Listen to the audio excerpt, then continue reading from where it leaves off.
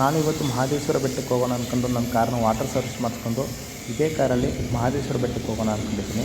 So ನಾವು ಹೋಗ್ತಿರೋ ಉದ್ದೇಶ ಏನಂತಂದರೆ, ಮಹದೇಶ್ವರ ಬೆಟ್ಟದ ಒಂದು ಗ್ರಾಮದಲ್ಲಿ ಬೆಟ್ಟಲ್ಲಿ ಮಾರಮ್ಮ ಅಂತ ಹಬ್ಬವನ್ನು ಆಚರಿಸ್ತಾರಂತೆ. ಆ ಬೆಟ್ಟದಲ್ಲಿ ಮಾರಮ್ಮನ ಹಬ್ಬವನ್ನು ನೋಡೋಕ್ಕೆ ಪಕ್ಕದಲ್ಲಿರೋ ಗ್ರಾಮಗಳೆಲ್ಲ ಬಂದು ಆ ಹಬ್ಬವನ್ನು ನೋಡ್ತಾರಂತೆ.